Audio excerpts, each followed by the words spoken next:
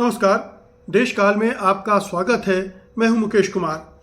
दोस्तों, अमेरिकी अखबार वाशिंगटन पोस्ट ने एक धमाका कर दिया है, एक बड़ा खुलासा किया है, भंडाफोड़ किया है, और जिससे जाहिर है कि प्रधानमंत्री मोदी खुद और उनकी सरकार एक बार फिर से कटघरे में खड़े हो जाएंगे और उनको अब इस नए खुलासे के बाद अपने को डिफेंड करना और भी मुश्किल हो जाएगा। ये एक बड़ा संकट आप मान सकते हैं कि मोदी सरकार पर आने वाला है या आ चुका है, क्योंकि ये भंडाफोड़ बहुत बड़ा है। ये ज़रूर है कि इस सरकार की चमड़ी इतनी मोटी है कि उस पर कोई कुछ असर नहीं करता, वो बेशर्म है। लेकिन ये एक बार इस तरह का खुलासा होना उसकी सरकार के बारे में, ये जो पुराने लगातार आरोप लग रहे हैं उनको और पुष्ट करेगा।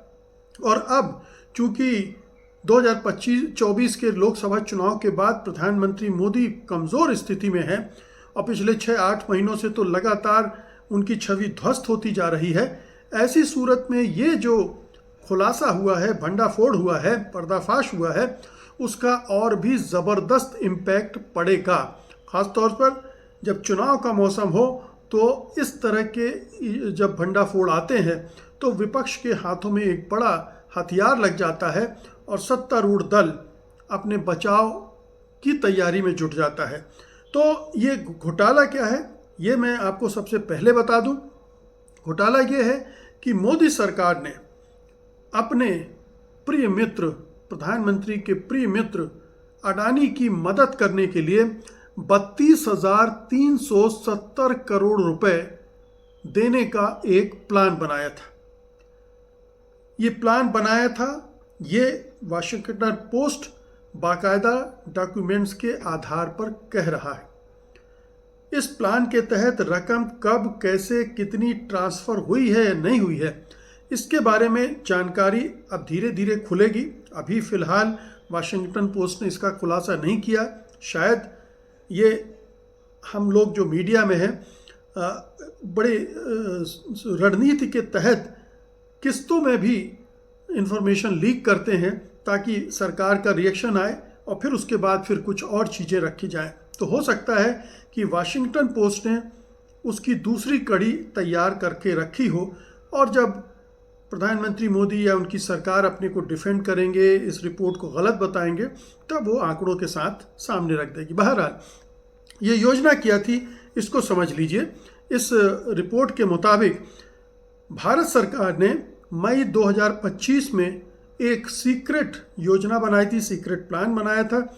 इस सीक्रेट प्लान के तहत जो सार्वजनिक क्षेत्र की लाइफ इंश्योरेंस कॉरपोरेशन है और कुछ और एजेंसियां हैं, उनसे लगभग 3.9 अरब डॉलर या करीब 32,300 करोड़ रुपए की राशि अडानी ग्रुप की कंपनियों में निवेश करने का प्रस्ताव किया गया था।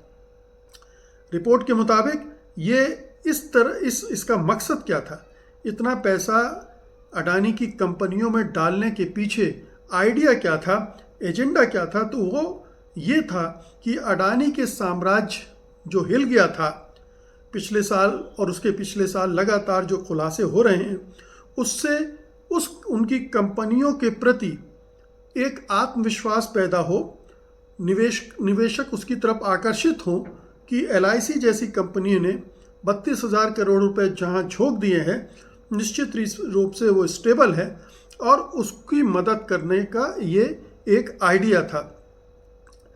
अब हम थोड़ा इस जो आइडिया था इसको थोड़ा और विस्तार से समझ लेते हैं कि भारत सरकार के जो वित्त मंत्रालय है उसके वरिष्ठ अधिकारियों ने डिपार्टमेंट ऑफ फाइनेंशियल सर्विसेज के माध्यम से ये प्रस्ताव तैयार किया था। इसमें LIC के लगभग 3.4 अरब डॉलर के बॉन्ड निवेशों का बड़ा हिस्सा अडानी ग्रुप की 2 सब्सिडियरियों कंपनी, जिसमें अडानी ग्रीन एनर्जी है और अडानी टोटल गैस, इनमें लगाने का प्रस्ताव था। मतलब 3.4 अरब डॉलर के बॉन्ड जो निवेश थे उनको अडानी की कंपनियों में लगाने का प्रस्ताव किया गया था। ये निवेश सरकारी बॉन्ड्स और अन्य वित्तीय साधनों के रूप में डायरेक्टेड किए गए थे, लगाने की दिया गया था। इसकी टाइमलाइन पर जाएं, कैसे ये योजना क्यों बनाई गई, उसके पीछे बैकग्राउंड क्या है और क्या क्या होने वाला था। तो नवंबर, आपको पता होगा कि पिछले साल नवंबर में अमेरिकी जस्टिस डिपार्टमेंट ऑफ जस्टिस ने और security and exchange commission SEC ने गौतम अडानी और उनके सहयोगियों पर सोलर एनर्जी कॉन्ट्रैक्ट में $250 मिलियन से अधिक की, तकरीबन 22,000 करोड़ रुपए की रिश्वत देने का आरोप लगाया था। इससे अडानी के ग्रुप के शेयरों में भारी गिरावट आई थी। अब ये पूरा मामला भी समझ लेना चाहिए कि जो 22,000 करोड़ रुपए लगाए गए थे, कि घूस दी गई थी या रिश्वत देने की कोशिश की गई थी, और वो पूरा मामला क्या है। तो जो अमेरिका के डिपार्टमेंट ऑफ जस्टिस और जो SEC मैंने बोला, इन्होंने गौतम अडानी और उनके सहयोगियों पर गंभीर आरोप लगाए थे।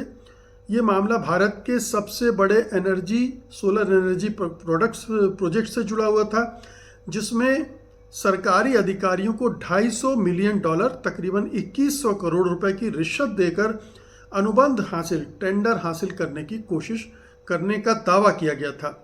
इससे अडानी ग्रुप को 20 साल में $2 बिलियन से अधिक का लाभ होने की उम्मीद थी, और ये आरोप ब्रुकलिन की फेडरल कोर्ट में दायर किए गए थे और अडानी परिवार के सदस्यों के लिए गिरफ्तारी वारंट भी जारी हुए थे। इस केस में जो मुख्य आरोपी हैं कौन है? गौतम अडानी हैं, अडानी ग्रुप के चेयरमैन और संस्थापक। फिर सागर अडानी हैं, जो गौतम अडानी के भतीजे हैं, अडानी ग्रीन एनर्जी लिमिटेड के एग्जीक्यूटिव डायरेक्टर हैं। और फिर एक विनीत जैन हैं, वो CEO हैं। और इसके अलावा कुछ और लोग हैं, जिसमें रंजीत गुप्ता, रुपेश अग्रवाल, सिरिल कैवनेस, सौरभ अग्रवाल, दीपक मल्होत्रा, कैनेडियन इंस्टीट्यूशनल इन्वेस्ट कर्मचारी। कुल 8 आरोपी इसमें थे, और ये भ्रष्टाचार का एक गंभीर आरोप अडानी साम्राज्य पर लगा था। और उसके बाद से अडानी के शेयरों में बड़ा हलचल मची थी, बहुत नीचे आ गए थे। फिर मोदी सरकार ने उनको सपोर्ट किया, मोदी सरकार ने विभिन्न उद्योगपतियों से सपोर्ट करवाया, तो किसी तरह से अडानी उबर गए, लेकिन अभी भी पूरी तरह से उभरे नहीं हैं। और उस सूरत में ये मई के आसपास इस साल फिर कोशिश की गई कि कैसे अडानी को और सपोर्ट किया जाए, ताकि जो इन्वेस्टर हैं वो और पैसा न निकालें उनकी कंपनियों से, और फिर LIC और दूसरी जो इस तरह की कंपनियां हैं उनके पैसे का इस्तेमाल इस गौतम अडानी के साम्राज्य को स्थिर करने के लिए किया जाना था। तो ये एक खेल चल रहा था। अब देखिए कि LIC का ये किस तरह से दुरुपयोग है। LIC आमतौर पर जो गरीब, मध्य वर्ग और जो ग्रामीण परिवार हैं उनको जीवन बीमा प्रदान करती है, और पहले ही अडानी की कंपनियों में निवेश करके वो अरबों डॉलर का झटका नुकसान झेल चुकी है।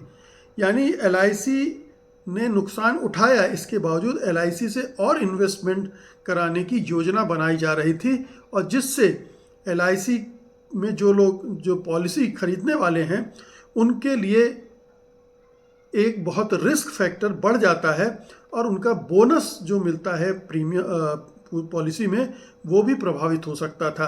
तो ये बगैर ये सोचे कि LIC के जो पॉलिसी धारक हैं उन पर क्या इम्पैक्ट पड़ेगा, अडानी को मदद करने की कोशिश मोदी सरकार ने की। ये बहुत इस्टेब्लिश्ड है, और ये साफ पता चलता है कि कैसे ये सरकार अडानी ग्रुप का अभी भी इतनी बदनामी के बावजूद समर्थन करने में और उसको सहयोग करने में लगी हुई है। ये एक तरह का जो बार बार कहा जाता है कि ये क्रोनिक कैपिटलिज्म है, सब जानते हैं, क्योंकि मोदी सरकार शुरू से ही अडानी ग्रुप को ऊर्जा, बंदरगाह, कोयला, एयरपोर्ट और जितनी भी रिन्यूएबल एनर्जी हैं, गैर पारंपरिक एनर्जी हैं, उन क्षेत्रों में सपोर्ट करने की कोशिश करती रही है। हिंडनबर्ग रिसर्च की रिपोर्ट आई, सरकार ने कुछ नहीं किया, सुप्रीम कोर्ट ने भी जो किया हमारे सामने है।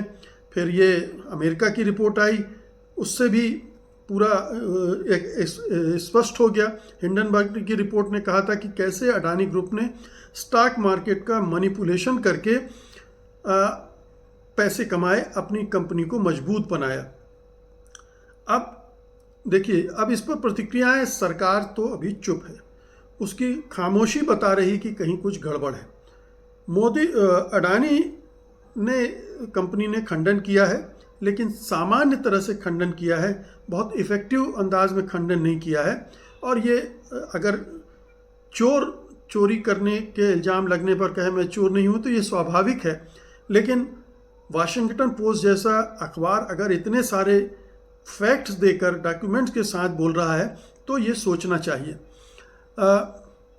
ये जो आम प्रतिक्रियाएं हैं वो यही हैं कि भारत सरकार, मोदी सरकार LIC का इस्तेमाल अपने मित्र के लिए कर रही है, गौतम अडानी की कंपनियों को संभालने के लिए कर रही है, उसको बेल आउट देने के लिए कर रही है, और इस क्रम में वो हमारे आपका जो इन्वेस्टमेंट है LIC में उसको खतरे में डाल रही है, और जो पॉलिसी धारक हैं उनको भी खतरे में डाल रही है।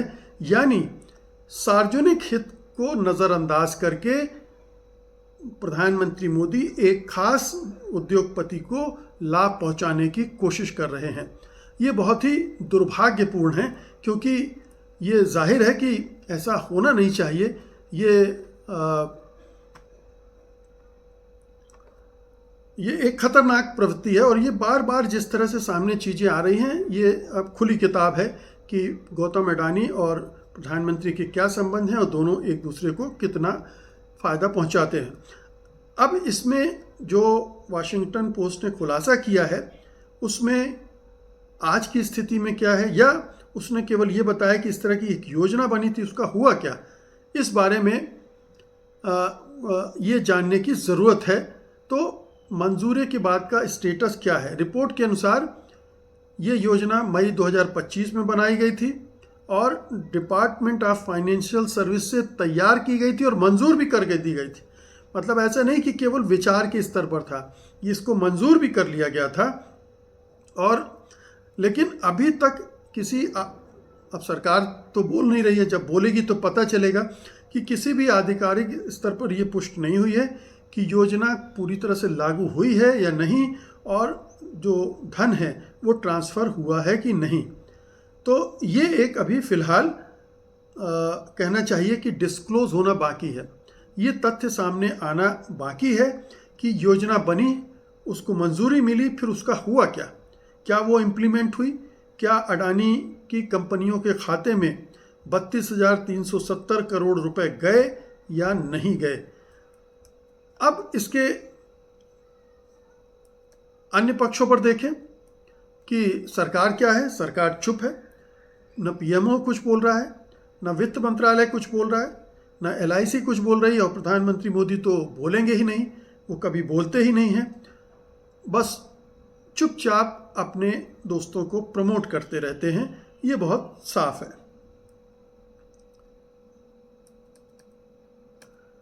तो ये मोटे तौर पर है कि एक और बड़ा खुलासा अब सामने आ गया है। इसके बारे में धीरे धीरे करके और डिटेल्स आएंगे और जानकारियां आएंगी। जब LIC से कुछ इसका खंडन आए तब समझ में आएगा कि LIC की भूमिका क्या थी, कहाँ तक थी, उसने पैसे दिए हैं या नहीं दिए हैं, या वित्त मंत्रालय साफ साफ ये कहे कि ऐसी कोई योजना थी ही नहीं। अगर नहीं थी तो फिर वाशिंगटन पोस्ट कटघरे में खड़ा होगा। लेकिन ये मान लीजिए कि वाशिंगटन पोस्ट इतनी कच्ची खबरें नहीं प्रकाशित करता है, उसके पास डेफिनेटली ठोस डॉक्यूमेंट होंगे। ज़्यादा से ज़्यादा जो फाइनेंस मिनिस्ट्री है वो इस चीज़ को ट्विस्ट कर सकती है कि ऐसा कुछ नहीं है। हाँ, हम चाह रहे थे कि हमारी भारतीय कंपनियों की मदद की जाए संकट के समय, बाकी इस तरह की बेल आउट जैसा कुछ नहीं था और इसमें क्रोनी कैपिटलिज्म जैसा कुछ नहीं था। इस तरह की सफाइयाँ आ सकती हैं, ये सफाइयाँ टिकेंगी नहीं। लेकिन ये मामला विपक्ष के लिए एक बड़ा गोला बारूद बन सकता है और राहुल गांधी डेफिनेटली इस मुद्दे को अब एक नए स्तर पर उठा सकते हैं और उससे मोदी सरकार के लिए, प्रधानमंत्री मोदी के लिए फिर से एक बड़ा संकट पैदा होगा। उनके समर्थक परेशान होंगे। सोशल मीडिया पर जो उनकी ट्रोल सेना है अब वो सक्रिय हो चुकी है और फिर एक विदेशी साजिश, क्योंकि विदेशी अखबार दिख रहा है, विदेशी साजिश, तख्ता पलट की कोशिश वगैरह वगैरह नैरेटिव फिर से गढ़े जाएंगे। और जो भी इस रिपोर्ट के आधार पर सरकार से सवाल करेगा उसको देशद्रोही करार दिया जाएगा। उसे कहा जाएगा कि वो विदेशी ताकतों के साथ मिला हुआ है और सत्ता को अस्थिर करने के लिए इस तरह की रिपोर्टों का हवाला दे रहा है। उसको अडानी पर भरोसा करना चाहिए, उनको विपक्ष को मोदी जी पर भरोसा करना चाहिए, मोदी सरकार पर भरोसा करना चाहिए और चुपचाप बैठ जाना चाहिए। इस तरह की रिपोर्ट पर रिएक्ट नहीं करना चाहिए। लेकिन विपक्ष इतना कमज़ोर नहीं है, इतना अपरिपक्व नहीं है, वो निश्चित रूप से इसके डिटेल और हासिल करेगा, कर रहा होगा और टूट पड़ेगा। तो देखते हैं आने वाले चंद दिनों में इस रिपोर्ट से जो खलबली मचती है उस पर सरकार की क्या प्रतिक्रिया होती है और वो विपक्ष इसको एक बड़ा मुद्दा बना पाता है या नहीं। विपक्ष मुद्दा बनाने की कोशिश करता रहा है जब भी इस तरह के मामले सामने आए हैं, लेकिन मेन स्ट्रीम का मीडिया उसको तो मदद करता नहीं है। और सोशल मीडिया अभी भी एक कोने का मीडिया है, वो कितना भी दम लगा लेता है वो आवाज़ लोगों तक पहुंच नहीं पाती है। इसके लिए तो इस तरह की चीज़ों के लिए फिर वही कोई एक बड़ी यात्रा निकालकर एक्सपोज करना या बार बार राष्ट्रीय स्तर पर प्रेस कॉन्फ्रेंस और प्रेजेंटेशन के ज़रिए इसे लोगों तक पहुंचाया जा सकता है। तो ये एक और दोस्ती के किस तरह की दोस्ती है अडानी और मोदी के बीच में और उसके लिए क्या क्या गुल खिलाए जा रहे हैं सरकार में, इसका एक नमूना हमारे सामने। बहुत बहुत शुक्रिया आपका, धन्यवाद, नमस्कार।